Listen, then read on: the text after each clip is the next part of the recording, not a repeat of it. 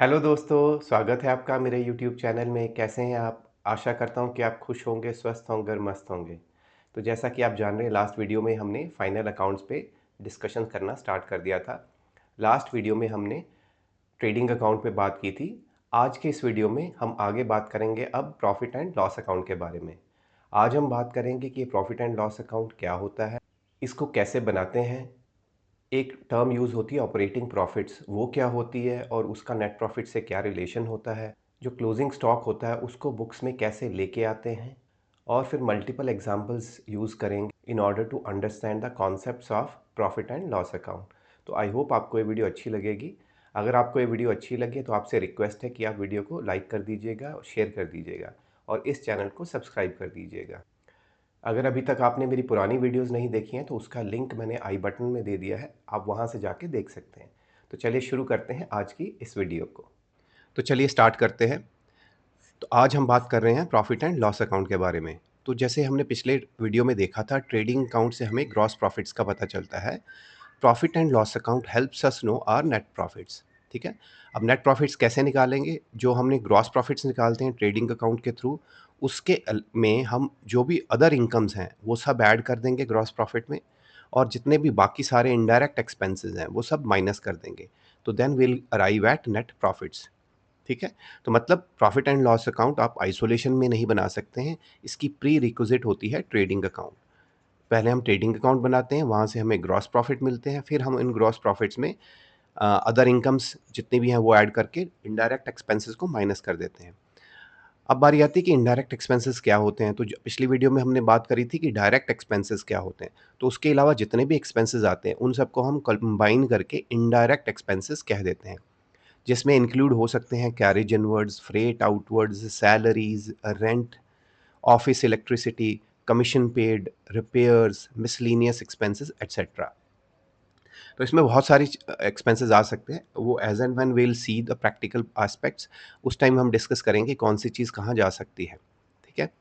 All incomes apart from sales are put in the profit and loss account. तो कई बार जैसे suppose हमने कोई एसेट बेचा तो उसको बेच के हमें प्रॉफिट होता है, तो वो हम इस ट्रेडिंग अकाउंट में नहीं डाल सकते, वो जाएगा प्रॉफिट एंड लॉस अकाउंट में।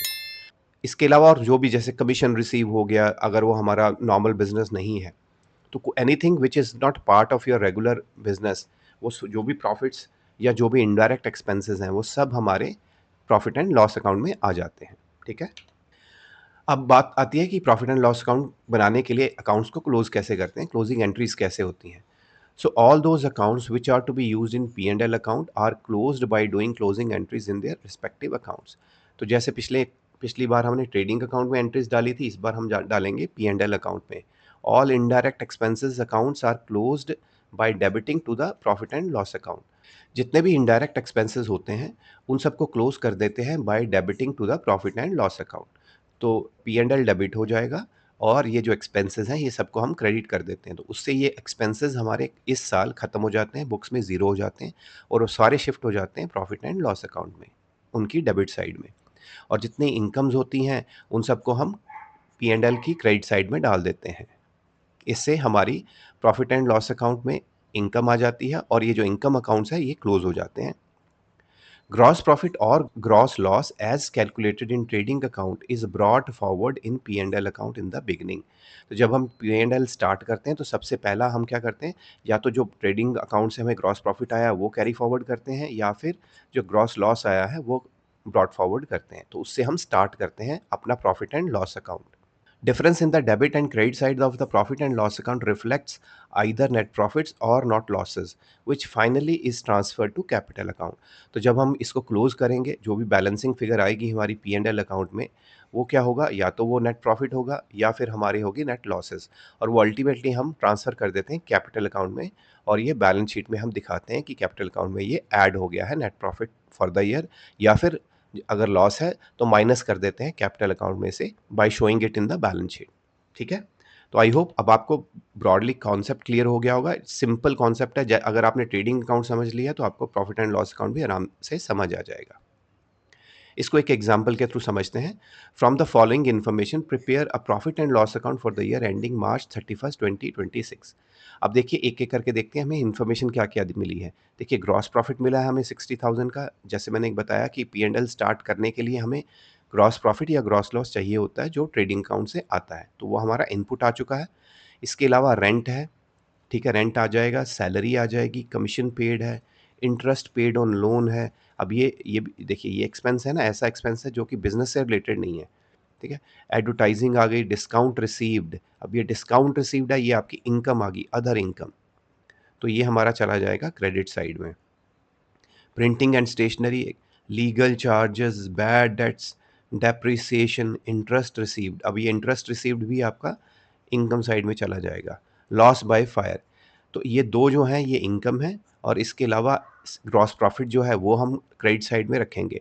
तो मतलब प्रॉफिट एंड लॉस अकाउंट में ये 3 एंट्रीज़ क्रेडिट साइड में आ जाएंगी, और बाकी जितनी भी हमने एंट्रीज़ देखी हैं वो सब आ जाएंगी डेबिट साइड में। तो चलिए स्टार्ट करते हैं प्रॉफिट एंड लॉस अकाउंट। तो ये देखिए एक-एक करके देख लेते हैं एंट्रीज़ को। सबसे पहले हमने ग्रॉस प्रॉफिट जो 60,000 हमें दिया था वो ट्रांसफ़र कर लिया, ठीक है। उसके बाद रेंट था 5,000 का, रेंट हमने 5,000, अभी डेबिट साइड वाली 5,000 आ गया। पहले क्रेडिट साइड की कंप्लीट कर लेते हैं। तो एक हमारी थी डिस्काउंट रिसीव्ड 3,000, और एक हमारा था इंटरेस्ट रिसीव्ड 4,000। सो 3,000 एंड 4,000 की हमने ये क्रेडिट की एंट्रीज कर ली हैं, ठीक है। अब आते हैं डेबिट साइड में। तो रेंट 5,000 हो गया, सैलरी 15,000, कमीशन 7,000। रेंट 5,000 हो गया, सैलरी 15,000, कमीशन 7,000। फिर हमारा आ गया इंटरेस्ट पेड 5,000, एडवर्टाइजिंग 4,000। तो interest paid on loan 5,000, advertising 4,000, printing and stationery 3,000, legal charges 5, sorry printing and stationery 2,000, legal charges 5,000, bad debts 1,000। So printing and stationery 2,000, legal charges 5,000 and bad debts 1,000। फिर हमारे बचे depreciation 2,000 and loss by fire 3,000। तो depreciation 2,000 and loss by fire 3,000। तो हमने जितनी entries थी वो सारी प्रॉफिट एंड लॉस अकाउंट में एंटर कर दिया है। अब बस हम इसको टोटल करेंगे। तो अगर आप ब्रॉडली देखेंगे तो आपको ये साइड ज़्यादा दिख रही है, तो हम इसी को पहले टोटल कर लेते हैं। तो 60 + 3 + 4 67 आ जाएगा। तो 67 इसका टोटल हमने यहाँ पे शिफ्ट कर दिया। अब हम जो इस साइड का टोटल करके जो डिफरेंस आएगा वो आपका आ जाएगा नेट प्रॉफिट।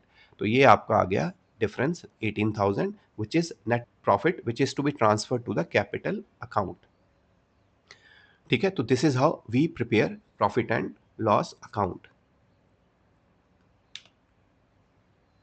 तो दोस्तों अगर आपको ये वीडियो अच्छा लग रहा है तो आपसे रिक्वेस्ट है कि वीडियो को लाइक कर दीजिएगा, और किसी भी तरह का डाउट हो तो कमेंट कॉलम में डाल दीजिएगा।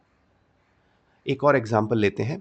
From the following balances obtained from the few accounts of mister H Balaram prepare the trading and profit and loss account for the year ended 31 March 2025। Stock on 1 April 8,000, so opening stock हमें दिया है। Purchases for the year 22,000, sales for the year 42,000, purchases expenses, salaries and wages, advertisement, bad debts, rent, discount allowed. पहले एक-एक करके ये देख लेते हैं कि जाएगा कहाँ। देखिए स्टॉक ओपनिंग स्टॉक है, ये हमारा जाएगा ट्रेडिंग अकाउंट में। Purchases for the year trading account में, sales for the year trading account में, purchase expenses trading account, salaries and wages. अब देखिए जब सैलरीज एंड वेजेस वर्ड होता है तो क्योंकि पहले सैलरीज लिखा है तो ये जाएगा प्रॉफिट एंड लॉस अकाउंट में। अगर यही वेजेस एंड सैलरीज लिखा होता तो हम इसको डालते ट्रेडिंग अकाउंट में। एडवर्टाइजमेंट इनडायरेक्ट एक्सपेंस है प्रॉफिट एंड लॉस अकाउंट में। मतलब anything which is not relevant for trading account will go to profit and loss account, ठीक है। Bad debts profit and loss account का पार्ट बनेगा। Rent हमने pay किया है, प्रॉफिट एंड लॉस का पार्ट बनेगा। डिस्काउंट अलाउ किया है, प्रॉफिट एंड लॉस का part. Commission paid P&L, sales expenses P&L, repairs P&L। तो जब भी आप क्वेश्चन करेंगे तो आप पहले से ही डीमार्क कर लीजिए कौन सी चीज़ कहाँ जाएगी। इससे आपको ईजी हो जाएगा जब आप एक्चुअल में अकाउंट बनाएंगे। नाउ इसके अलावा बाहर फिगर दी है आपको। Closing stock on March 31 2017 is ₹4,500। तो चलिए अब trading and profit and loss account बनाते हैं एक एक करके। तो सबसे पहले हम स्टार्ट करेंगे। स्टार्ट हम लिखते हम ऐसे हैं एक्चुअल में, trading and profit and loss account for the year ended March 31 2025। उसके बाद हम particulars amount in rupees, particulars amount in rupees, ये हमारा हेडिंग हो जाते हैं। अब हम एक-एक करके एंट्री स्टार्ट करते हैं। तो जो हमारा फॉर्मेट है, पहले टू ओपनिंग स्टॉक हमें 8000 दिया है, तो हमने 8000 ओपनिंग स्टॉक में डाल दिया। फिर हम परचेज़ेज़ ले लेंगे। Purchases for the year are 22,000। To purchases 22,000, कोई रिटर्न्स नहीं है तो हम डायरेक्ट एंट्री कर देंगे। उसके बाद हमारे जो ट्रेडिंग अकाउंट में एक्सपेंसेस आएंगे, वो इन्होंने परचेज एक्सपेंसेस डायरेक्ट दे रखे हैं 2500। तो ये हमारे है डायरेक्ट एक्सपेंसेस 2500। इसके बाद सेल्स आती है, तो सेल्स में हमारे पास दे रखी है 42,000 की, तो हमने सेल्स डाल दी 42,000। और अभी क्लोजिंग स्टॉक हमें 4500 दिया है, तो क्लोजिंग स्टॉक हमने डाल दिया 4500। तो ये हमारी ट्रेडिंग अकाउंट कंप्लीट हो गया। बाकी सब आप देख लीजिए, पी एंड एल की एंट्रीज हैं। ठीक है, अब इसको बैलेंस कर लेते हैं। तो ये साइड ज़्यादा है, 42,000 प्लस 4,500, 46,500 वो हमने यहाँ ले आए।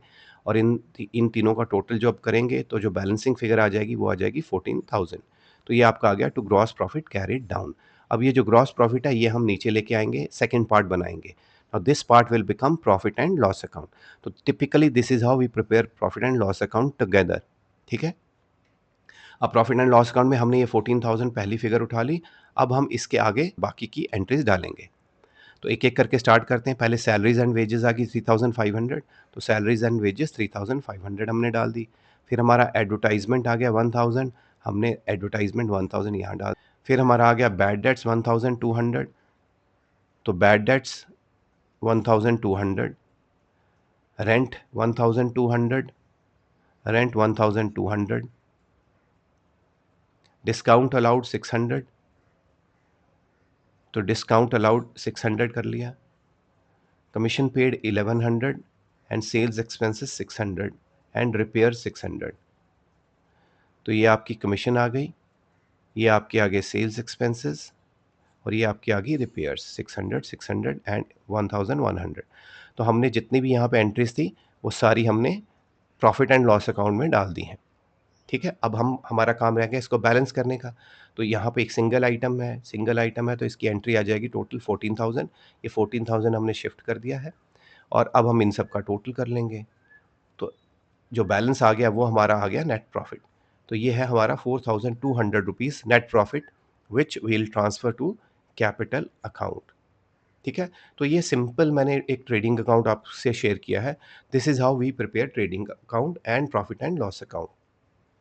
इस तरह के क्वेश्चंस में आपको बस ये ध्यान रखना है, कौन सी चीज़ कहाँ जाएगी, कौन सी चीज़ ट्रेडिंग अकाउंट में जाएगी, कौन सी चीज़ प्रॉफिट एंड लॉस अकाउंट में जाएगी। बस अगर आपको ये क्लैरिटी आ गई, तो आप आराम से trading and profit and loss account बना सकते हैं। चलिए अब आगे चलते हैं। अब बारी आती है ऑपरेटिंग प्रॉफिट्स की। ये ऑपरेटिंग प्रॉफिट्स टर्म आपको देखने को मिलेगी। इसका मतलब क्या होता है? पहले मैं इन सिंपल लैंग्वेज आपको मतलब समझा देता हूँ। ऑपरेटिंग प्रॉफिट्स का मतलब ये होता है कि हमारे जो ऑपरेशंस हैं, नॉर्मल ऑपरेशन, उससे हमें क्या प्रॉफिट मिल रहा है। नॉर्मल ऑपरेशंस का मतलब है, जैसे सपोज़ अगर हम अ, कोई मैन्युफैक्चरिंग करते हैं, तो मैन्युफैक्चरिंग करके जो सेल करते हैं, उससे हमें कितना प्रॉफिट आता है, उसको हम कहते हैं ऑपरेटिंग प्रॉफिट्स। तो ऑपरेटिंग प्रॉफिट्स, या फिर जैसे सपोज़ हमारा मल्टीपल बिज़नेसेस हैं, तो एक बिज़नेस से हमें क्या प्रॉफिट आ रहा है, वो हमारा उस बिज़नेस का ऑपरेटिंग प्रॉफिट है। दूसरे बिज़नेस से हमें क्या आ रहा है, वो हमारा दूसरे बिज़नेस का ऑपरेटिंग प्रॉफिट है। ठीक है? Operating profit is the excess of operating revenue over operating expenses. तो अब हम इसको कैलकुलेट कैसे करते हैं, उसकी बात कर रहे हैं। मतलब जो भी हमारी ऑपरेटिंग रेवेन्यू में हमारी आ जाती है सेल्स। मतलब हम सिर्फ सेल्स लेंगे। ऑपरेटिंग रेवेन्यू मतलब बिजनेस से रिलेटेड तो सेल्स ही आएंगी हमारी। बाकी अगर कुछ और इनकम है, तो वो तो अदर इनकम्स हैं। इसमें अदर इनकम्स नहीं काउंट करते हम लोग। ठीक है, और सिर्फ ऑपरेटिंग एक्सपेंसेस का मतलब है, इसमें डायरेक्ट और इनडायरेक्ट सभी तरह के एक्सपेंसेस हैं, लेकिन जो बिजनेस से रिलेटेड है, हमारे उस कोर बिजनेस से। कोर बिजनेस जैसे मैंने अभी आपको बताया कि अगर हम मैन्युफैक्चरिंग कर रहे हैं, तो मैन्युफैक्चरिंग से रिलेटेड जितने भी खर्चे हैं, जो हमारे उस बिजनेस से कोरिस्पॉन्ड करते हैं, तो वो सब ऑपरेटिंग एक्सपेंसेस हैं। नॉन ऑपरेटिंग एक्सपेंसेस की एग्जांपल क्या हो सकती है? हमें इंटरेस्ट रिसीव हुआ, हमने बैंक में एफडीज़ कर रखी थी अपने सरप्लस मनी की, वहाँ से हमें इंटरेस्ट रिसीव हुआ। उसका हमारे बिज़नेस से कोई रिलेशन नहीं है। ठीक है? तो वो हमारा आ जाएगा बिज़नेस में। ठीक है? So while calculating operating profit, the incomes and expense of a purely financial nature are not taken into account. तो जैसे मैंने बताया कि ये सारी अभी हम आगे एग्जांपल बात करेंगे। Thus operating profit is profit before interest and taxes. इसीलिए इसकी दूसरी टर्म होती है EBIT, earning before interest and taxes. इसका मतलब ये है, ये नॉर्मल हमारी अर्निंग्स है बिजनेस की, इसमें हमने इंटरेस्ट जो हमने पे करना है या पे कर रहे हैं लोगों को, और टैक्स, ये दोनों आइटम्स इसमें से डिडक्ट नहीं की। नॉर्मली यही दो चीज़ें होती हैं जो कि आफ्टर नॉर्मल बिजनेस हम पे करते हैं। ठीक है, इसके अलावा एबनॉर्मल चीज़ें भी हो सकती हैं, that will discuss slowly and steadily. Similarly abnormal items such as loss by fire etcetera are also not taken into account. तो क्योंकि हमें सिर्फ नॉर्मल ऑपरेटिंग प्रॉफिट्स लेने हैं, तो इस तरह के एक्स्ट्रा ऑर्डनरी आइटम्स या एबनॉर्मल आइटम्स नहीं लेते हैं हम। So operating profit is equal to net profit plus non operating expenses minus non operating incomes. तो ये प्रिंसिपली हमने बात कर ली कि ऑपरेटिंग प्रॉफिट होता कैसे है, मतलब क्या होता है और इसको कैसे कैलकुलेट किया जाता है।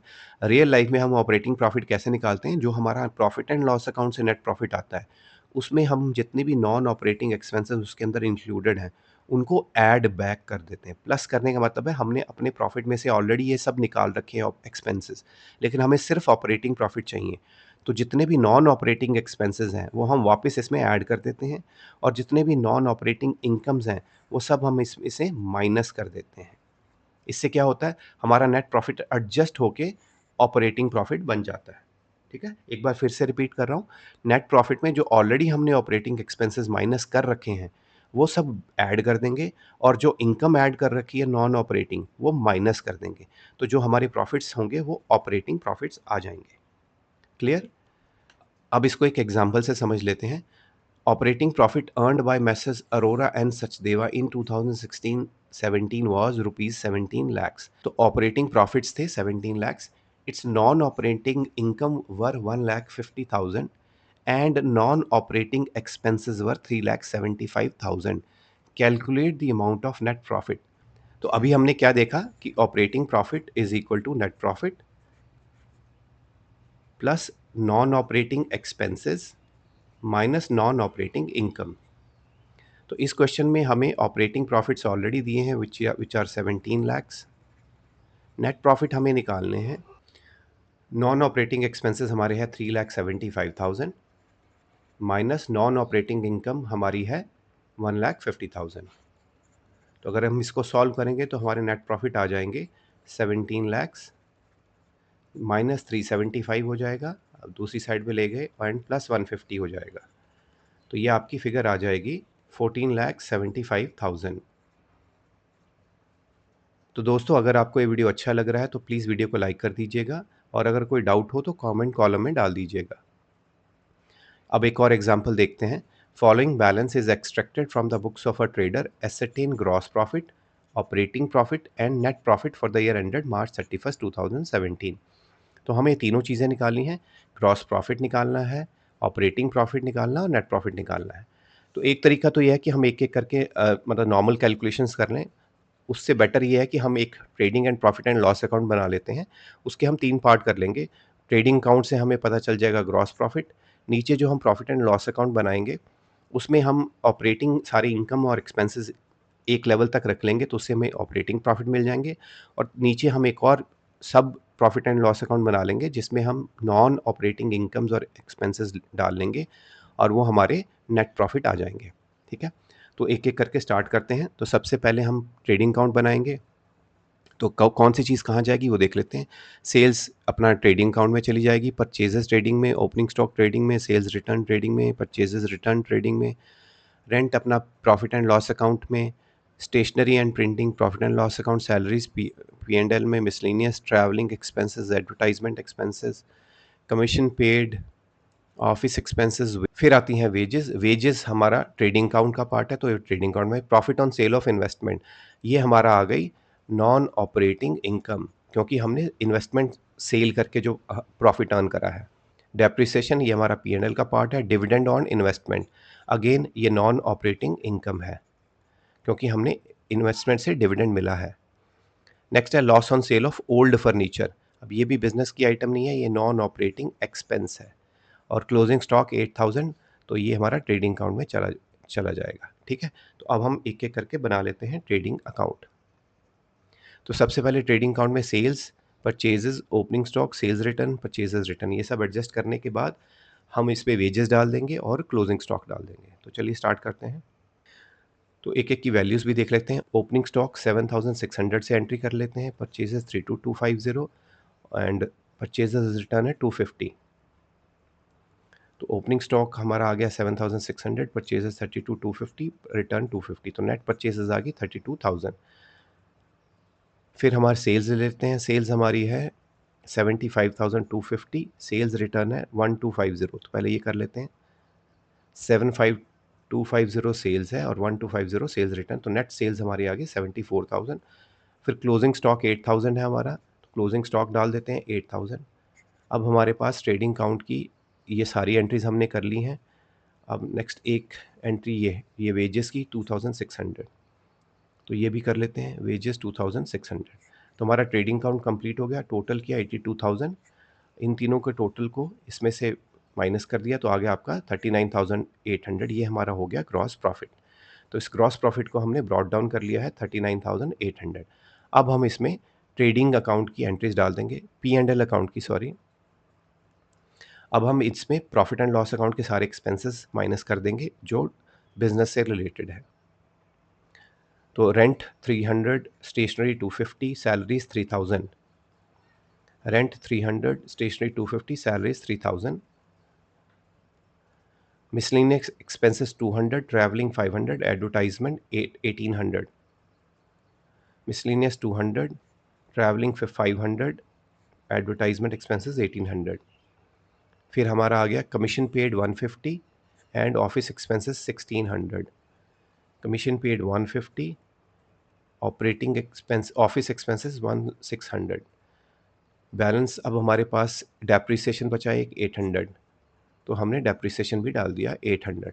तो ये हमारे जितने भी बिजनेस से रिलेटेड थे वो सब हमने इसमें डाल दिए। तो अब इसको जब हम सॉल्व करेंगे तो ये आपका आ जाएगा ऑपरेटिंग प्रॉफिट के, क्योंकि हमने क्या किया, नॉन ऑपरेटिंग इनकम्स और नॉन ऑपरेटिंग एक्सपेंसेस अभी इसमें नहीं डाले हैं।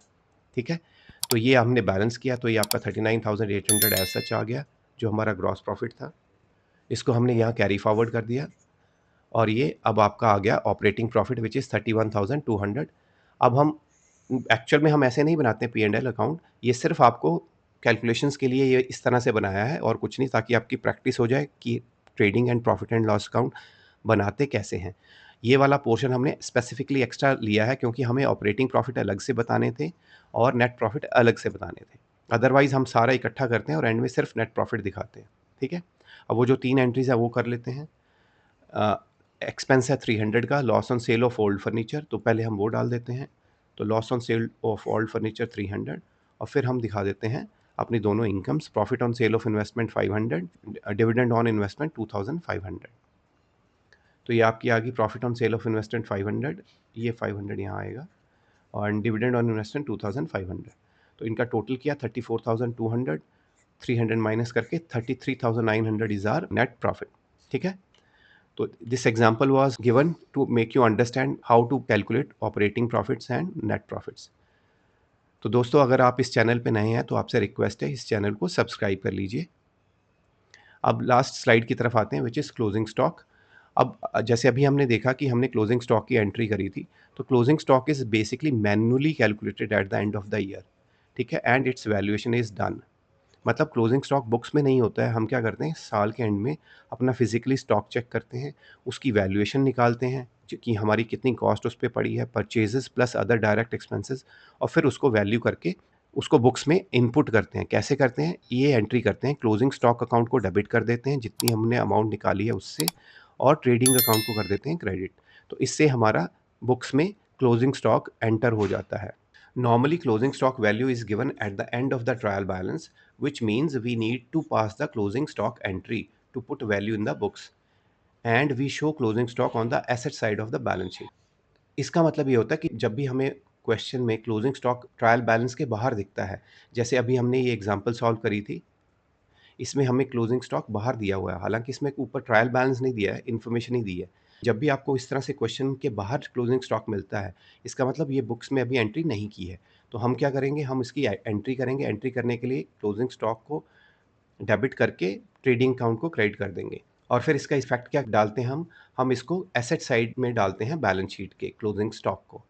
तो एक तरफ क्लोजिंग स्टॉक हमारा ट्रेडिंग अकाउंट में चला जाता है और दूसरी तरफ वो हमारा चला जाता है बैलेंस शीट में। So this becomes opening stock for the next year automatically. तो जब कोई चीज़ बुक्स में आ जाती है और अपना ओपनिंग स्टॉक है और बैलेंस शीट में चला गया है क्लोजिंग स्टॉक, तो नेक्स्ट ईयर हम इसको क्लोजिंग स्टॉक की जगह ओपनिंग स्टॉक कह देते हैं। ठीक है? तो आई होप अब आपको प्रॉफ़िट एंड लॉस अकाउंट में जो भी हम काम करते हैं, उससे रिलेटेड सारी चीज़ें क्लियर हो गई होंगी। तो आज की इस वीडियो में हमने बात करी कि प्रॉफ़िट एंड लॉस अकाउंट क्या होता है, उसको कैसे बनाते हैं। फिर हमने प्रॉफ़िट्स, ऑपरेटिंग प्रॉफ़िट्स के बारे में बात करी, जिसको हम earning before interest and taxes भी कहते हैं।